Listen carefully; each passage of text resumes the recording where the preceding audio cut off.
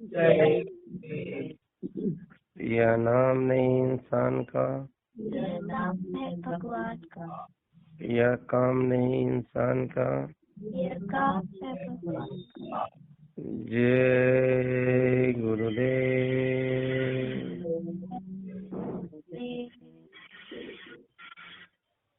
परम पुरुष स्वामी जी महाराज एवं हमारे दूर दराज हमारे गुरु महाराज के अजीज शिष्य जो अपने मालिक के वचन सुनने के लिए ललायित है, उनकी सबके चरणों में मेरा कोटि कोटि प्रणाम और वंदना और नमस्कार। मेरा प्रणाम स्वीकार करें। जय गुरुदेव।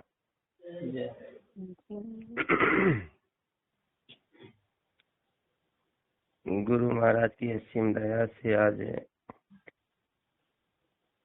ये फाल्गुन महीना के कृष्ण पक्ष है और पहला सत्संग आप लोगों को उनकी वाणी सुनने को मिला। आप लोग बड़े गौर से और ध्यान से शब्द को एक एक शब्द को पकड़ने की कोशिश करेंगे, सुनने की कोशिश करेंगे। संत महात्मा का विधान अलग होता है और काल का विधान अलग होता है। इस देश का विधान अलग है, वैसे वैसे ही संत महात्माओं का विधान अलग है। महात्मा वो अपनी राज अपनी व्यवस्था अलग बना कर रखते हैं। उसकी सारी व्यवस्थाएं ये संसार से भिन्न है। यहाँ की कोई भी चीज उनको स्पर्श नहीं कर सकता, उस लोक में नहीं जा सकता। बाकी जितने भी लोक हैं उस लोक में चला जाता है और जितने भी देवी दुर्गा हैं, ब्रह्मा विष्णु महेश हैं, ऊपर के अंदर पार ब्रह्म, ये सबकी लोके बनी हैं और जिसका लोक है उसका रूप है, जिसका रूप है उसकी आवाज है। रास्ता ये मनुष्य शरीर ही है, वहां तक जाने के लिए यही साधन है। गोसाई जी रामायण में लिखे साधन धाम मोक्ष कर द्वारा, जय न पावई परलोक सवारा। है कि ये साधन है, शरीर साधन बना। धाम मतलब हर देवी दुर्गा परमात्मा ब्रह्म पार ब्रह्म के जाने के लिए, धाम वहाँ जाने के लिए बस ये साधन मनुष्य का है। शरीर ही साधन है। ये शरीर से आप देवलोक जा सकते हैं, ये शरीर से आप ब्रह्मलोक जा सकते हैं, ये शरीर से आप विष्णु लोक भी जा सकते हैं, इस शरीर से आप शंकर लोक भी जा सकते हैं, इसी शरीर से आप नारद लोक भी जा सकते हैं, पितरलोक भी जा सकते हैं और उसके ऊपर काल और महाकाल लोक भी जा सकते हैं और महाकाल के ऊपर अज्ञात पुरुष जो बैठा है, जिसका कोई रूपरेखा अपनी मौज, वहां भी जा सकते हैं। रास्ता यही मनुष्य का है। फिर ये मनुष्य के शरीर से मनुष्य इस शरीर से क्यों नहीं जाता? न जाने के 3 कारण हैं, 3 बाधाएं हैं। एक तो यहाँ की लोक, जिस लोक में रह रहे हैं मृत लोक। पहली बाधा यह है, पहला खीरी इसको पार करनी पड़ेगी। ये बाधा क्या है? यहाँ की जितनी भी चीजें हैं उससे मैं आसक्त हो गया हूँ, उसकी चमक दमक में बंध गया हूँ। पहला बाधा यह है कि इसको देखकर इसी को हम लोग अपना समझ रखे। सब लोग इसी में बंधन में अटका हुआ है। जब इसमें रहेगा ये लोक मृत्यु लोक है। तो मृत्यु लोक के बंधन जब तक शरीर पर रहेगा तब तक मनुष्य मृत्यु लोक में आते जाते रहेगा। ये साधन, ये शरीर जो है इसी का होकर रह जाएगा। यहाँ की जो चीज है, घर देखें, सिनेमा देखें, यहाँ मठ मंदिर देखें, आश्रम देखें, महात्माओं ने जो आश्रम बनाया है, अगर इसमें आकर उलझ गए तो फिर आपको आना पड़ेगा। यानी आपने ये साधन धाम किसको बना लिया? मृत्यलोक का। साधन किसका? शरीर से। शरीर का धाम बन गया मृत्यलोक। मृत्यलोक में कौन सा बना? यहाँ के मठ मंदिर, यहाँ की आश्रम में, यहाँ की बाबा लोग की जितनी व्यवस्थाएं बनी है वो उसको धाम बनाए। तो जब उसकी धाम बनाए तो आप जब फिर यहाँ शरीर को त्यागोगे, जब ये शरीर की श्वासें पूजी हो जाएगी, जब शरीर में जितना ईंधन रखा हुआ है, जैसे गाड़ी में ईंधन रखता है, चलता है, ईंधन खत्म हो जाए, बंद पड़ जाएगी, गाड़ी वहीं रहती है लेकिन वो बंद हो गई, उसका ईंधन चाहिए। तो उसमें तो गाड़ी में ईंधन धर के रख चला लोगे, लेकिन इस गाड़ी में क्या ईंधन हम आप नहीं रख सकते। इसमें ईंधन किसी ने भर कर भेजा है, और जितना ईंधन इसके अंदर डाला है उतना ईंधन से आपको चलना है, और इसी ईंधन से आपको पार करनी है। वो ईंधन कौन है? श्वासों की पूंजी। इससे आप समाज में लगा दो, टीवी सिनेमा देखने में लगा दो, चाहे आप मोबाइल पर तरह तरह की बातें देखने में सुनने में लगा दो, चाहे किसी साधु मठ महात्मा में प्रोग्राम हो रहा है उसमें लगा दो, चाहे मोबाइल पर देखो या बाहर देखो, बाजे गाजे में लगा दो।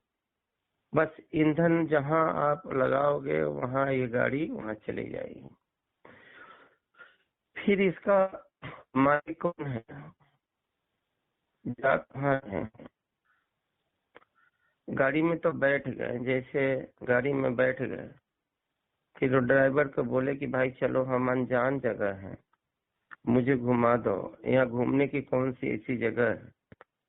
मनुष्य जाता है कहीं भी, मथुरा जाए, वृंदावन जाए, काशी जाए, दिल्ली जाए, कलकत्ता जाए, तो अनजान व्यक्ति वहाँ की गाड़ी वाले को पकड़ता, कहता है भाई कहाँ जानी है? कहता माई भाई यहाँ का अनभिज्ञ व्यक्ति हूँ, मैं जानता नहीं हूँ, कोई यहाँ पर अच्छी अच्छी चीजें है, मुझे दिखा दो, घुमा दो। फिर वो गाड़ी को सामान लेकर सारे लगेज रख दिए, बांध दिए, चल दिए। रास्ते में किसी ने आकर टोका, बोला भाई कहाँ जा रहे हो? आपसे पूछा, गाड़ी में आप बैठे हो, कहाँ जा रहे हो? तो आप सीधे जवाब देते हो कि हमको कुछ मालूम नहीं है, हम नए हैं यहाँ का, ये ड्राइवर साहब का मालूम है, ये जहाँ ले आकर घुमाए लेकर जाए। फिर वो छोड़ दिया, घूमने लगे। वैसे ही जैसे संसार में घुमा कर ले आकर एक एकत्रित जगह पर लाकर छोड़ दिया जहाँ से लेके, वैसे ही साधन है। ये साधन में आप बैठे हो, लेकिन ये साधन को चलाने वाला कौन है? मन। जब ऊपर से आकर गुरु पूछता है, आकर पूछता भाई किधर जा रहे हो, कहाँ जा रहे हो, तो आप जवाब देते हो कि मेरे को तो कुछ मालूम नहीं, ये मन जहाँ जहाँ ले जा रहा है वहाँ वहाँ जा रहे हैं। शरीर की ड्राइवर मन है, चलाने वाला मन, तो इसकी गति वो चला रहा है। तो मन को जानना पड़ेगा, मन को बताना पड़ेगा कि मुझे यहाँ ले चलो। मन ड्राइवर है, उस ड्राइवर का आपको कहना पड़ेगा कि मुझे इस स्थान पर ले चलो, तब वो ले जाता है। तो वह स्थान कौन बताता है? जब गुरु मिला तो गुरु ने बताया कि ये तुम्हारा घर है, यहाँ रास्ता है, यहाँ चलो, यहाँ घूमो। वो तुमको चिन्ह बताया अंदर का, लूप बताया अंदर का। तो आपका काम है कि जब तक गाड़ी में सवार रहो तब तक मन को कहते रहो मेरे को वहां ले चलो। जब आप मन को बार बार जब मुड़ेगा, कहीं ले जाएगा, तो आप कहोगे गलत रास्ते पर जा रहे हो, मुझे यहाँ नहीं जानी है, हमको वहां ले चलो जहाँ मैं बताता हूँ। फिर मन समझ जाएगा, इसको रास्ता मालूम है, अब गलत रास्ते पर इसको ले जाऊंगा तो नहीं जाएगा, तो मन मुड़ जाता है और रास्ते पर चल देता है, सफर करने लगता है। फिर एक गाड़ी उधर मुड़ जाती है, शरीर रूपी गाड़ी, साधन, धाम, वो गुरु का बताए हुए धाम की तरफ चल देता है। तो पहला मोड़ इस शरीर को, पहला बंधन इस शरीर को मृत लोक का छूट जाता है। अब आ गई दूसरी बंधन, वो कहाँ है? अंदर है। ये बाहर की बंधन टूट गया, ऐसा ही बंधन एक और अंदर है, जिसको लालसा है देखने का, जानने का, समझने का। वो किसने बताया? वो गुरु ने बताया कि ये लोक है, ये आवाजें हो रही है, यहाँ चलना है। फिर वो आस लगी, फिर मैं वहां मुड़ा, वहां चला, मन वहां तक लेकर गया, वहां जाकर खड़ा हो जाता है। फिर कहता भाई बताओ अब तुमको कहाँ चलना है, आगे की सफर फिर मन को बतानी पड़ती है।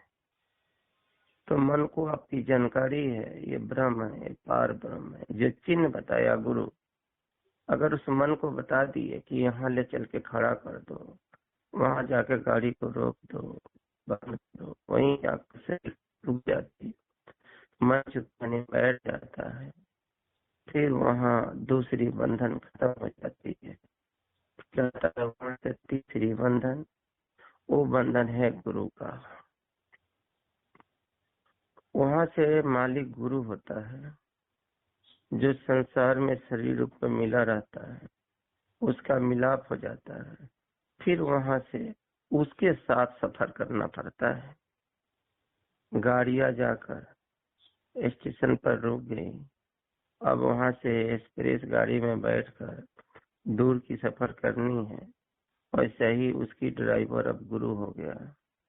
अब गुरु की सहारे अब ये जीवन रूपी नैया चलना चालू हो जाता है।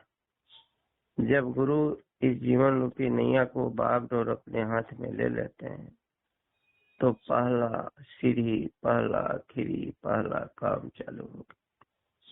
फिर वो इस गाड़ी को आहिस्ते आहिस्ते आहिस्ते आहिस्ते चलाते चलाते चलाते चलाते हर एक मंडलों की सैर कराते हुए, हर एक मंडलों की आवाज को पकड़ाते हुए, दिखाते हुए वहां लेकर चला जाता है जहां इसकी अपनी स्थान है, जहां वो विराजमान है, बैठा है शायद, वहां ले जाकर छोड़ देता और गाड़ी पर से उतर जाता, आपको भी उतार देता, चलो आ गया अपनी स्थान। ये तीन क्रियाएं मनुष्य को ये संसार में होती है, और तीन की बाधक यहाँ मनुष्य का बना हुआ है। एक तो है संसारी रूपी बंधन, एक मन का और एक चित्त का, जो काम, क्रोध, लोभ कहा जाता है। काम वासनाएं हर आदमी के अंदर शरीर में उत्पन्न होते रहता है। आज मुझे ये काम हो जानी चाहिए थी, आज नई कपड़े पहनते, नई रोटी खाने की तरह तरह की उमंगे आती है, घूमने की उमंगे आती है, जाने की उमंगे आती है। वासनाएं छीन नहीं होती, वासनाएं तृप्त नहीं होती। वो अपना खेला, अपना घर, अपना दरवाजा, अपनी व्यवस्थाएं करने लगते हैं। तो ऐसी व्यवस्थाएं मन की चालू हो जाती, ये है कामना। तो एक कामना रूपी जहाज को गुरु रूपी शक्ति में विलीन करता है, तो यहाँ की कामनाएं जो है वहाँ की कामनाएं बन जाती है। वो भी कामनाएं हैं, जैसे यहाँ की कामना बनी हुई है कि हम अच्छे घर में रहे, अच्छे भोजन करें, अच्छे कपड़ा पहने, वैसे ही वहाँ की सूक्ष्म कपड़ा की इच्छाएं हो जाती है कि हम भी पहने। गुरु ने बता दिया, तो इस कामना से निकलकर उस कामना में चला गया। जब इंसान को कामना की पूर्ति नहीं होती है तो क्रोध उत्पन्न हो जाता है। अब क्रोध में इंसान क्या बोल जाता है, क्या कह जाता है, नहीं कुछ समझता, अहंकार पैदा हो गया। फिर उस वासनाओं में लोभ आ जाता है, लोभ के कारण अपने से पराया बन जाता है, पराया को अपना बना लेता है, अपनी घर की बात दूसरे को बताने लगा, हित ऐसी लगता है। तो ये संसार की पहलुएं हैं। मनुष्य को गुरु इसीलिए सत्संग देते हैं, गुरुमुख इसलिए कराते हैं कि ताकि वो संसारी के जाल में उलझ कर फंस न जाए। और इसी फंसाव से निकालने के लिए गुरु की जरूरत है। यहाँ से निकलने की 3 विधि और है, 3 क्रियाएं और है, 3 रास्ताएं और है। इस शरीर को जो बनाया पहले उसका ऋण चुकाना पड़ता है। जब तक उसकी ऋण नहीं चुकता होगा तब तक आप ये शरीर धारण करके इस धरती पर आते रहोगे। शरीर बनता है रज बीज से और माँ के पेट में बनता है। बनाने वाला माता पिता है। दोनों की ख्यालात जगी, अपनी उत्साह उमंग प्रकट किया। उसी उत्साह उमंग में ये शरीर बनना चालू हुआ। रज और बीज की मिलन हुई तो शरीर बना। जब वो बच्चा पैदा होकर जब शरीर रूपी धारण करके संसार में जब आ जाता है, जीवात्माएं जब बिठाकर भेज दिया जाता है, पहला बंधन माता पिता के रहता है। इस बंधन को तोड़ने के लिए, खत्म करने के लिए देह रूप से अपने माँ बाप को सेवा करनी पड़ती है। जब तक इंसान इस शरीर से अपने माँ बाप को सेवा नहीं करे तब तक ये मुक्त नहीं हो सकता, कतई नहीं। चाहे किसी भी महापुरुष का शिष्य बन जाए, बड़े से बड़े महात्मा उसके सामने रहे, लेकिन वो नहीं निकल सकता है, क्योंकि उसकी बंधन जो है, बनाने वाला जो है, शरीर की पूरा निर्माण करने वाला उसको साक्षात शरीर में है। तो संत महात्मा पूर्ण संत होते हैं तो पहला अपने माँ बाप की सेवा करने के लिए कहते हैं जब तक तुम्हारी माँ बाप जिंदा है तो उसकी इतनी अटूट सेवा करो। अगर बीमार है तो उसको अटूट सेवा करो, कोई कमी मत रखो, तब जाकर ये देह रूप बंधन से मुक्त होगे।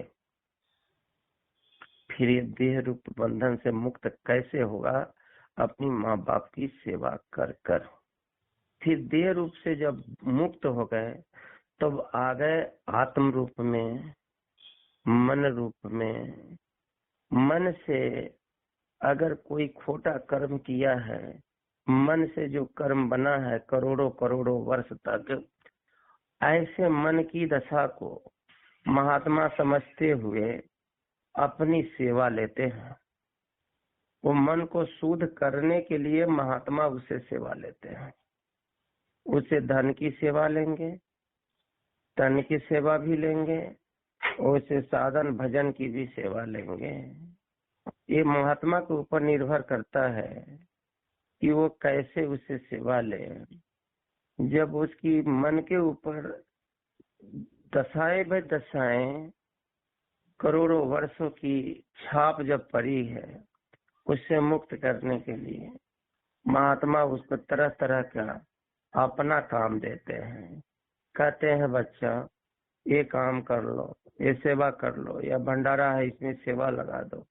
फिर उसके बाद में संगत की सेवा कर लो। फिर जब वो महात्मा जिसको मान चुका है तो उसको अटूट सेवा करना चाहिए। अटूट, कुछ दोष नहीं देना चाहिए।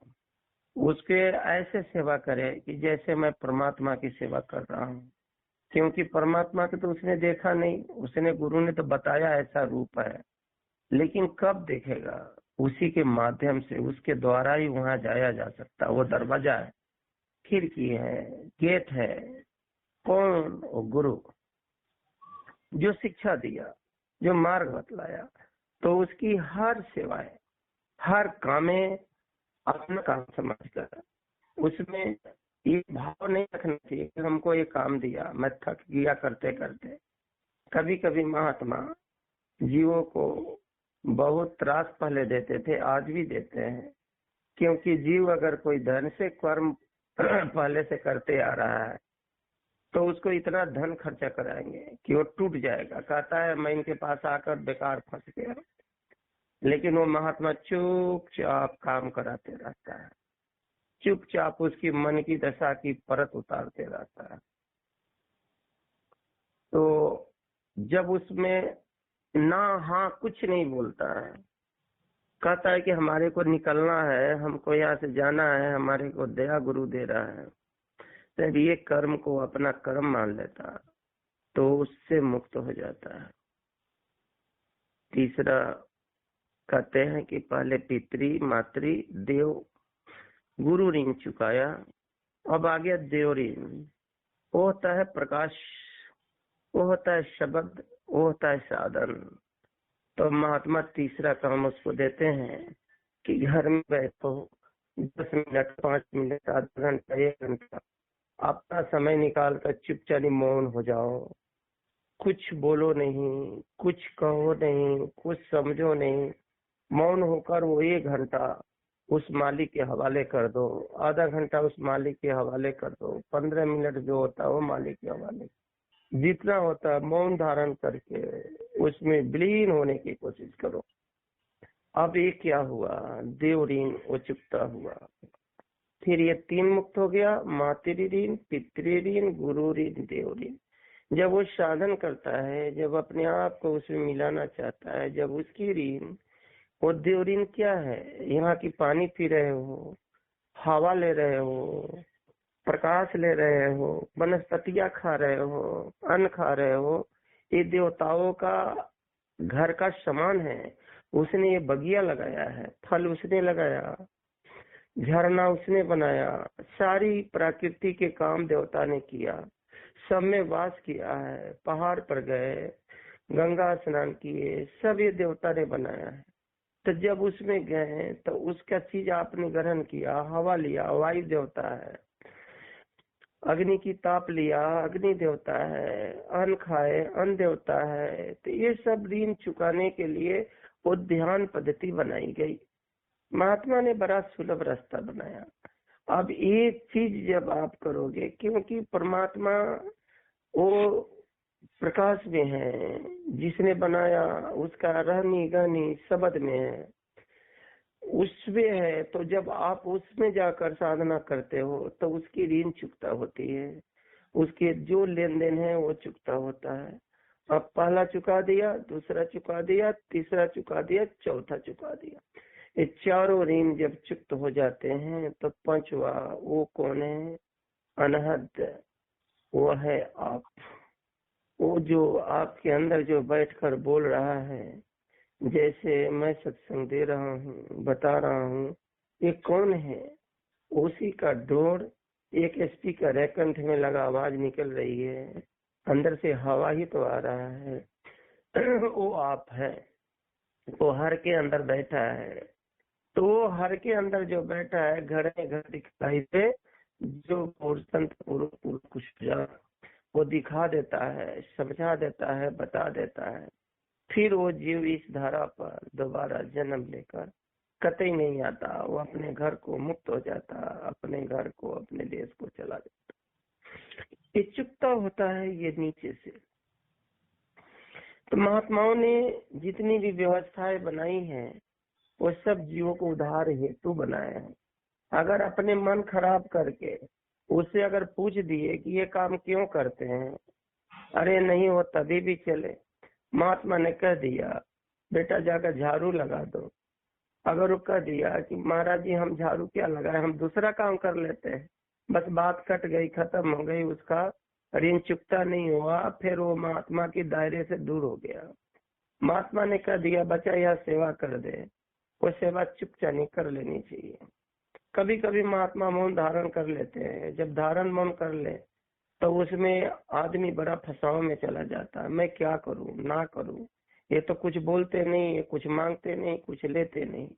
उस पीरियड वो जांचना चलती है, परीक्षा की घड़ी रहती है कि जीव अपने से क्या करता है, किसको खुश करता है, अपने आप को खुश करता है कि समाज को खुश करने में लगा है, कि देश दुनिया के काम करने में लगा है, कि गुरु को खुश करने में लगा है। वो परीक्षा की घड़ी रहती है। उस घड़ी में जो जीव इस संसार में अपने गुरु को सर्वो सर्वा मानकर कुर्बान हो जाता है,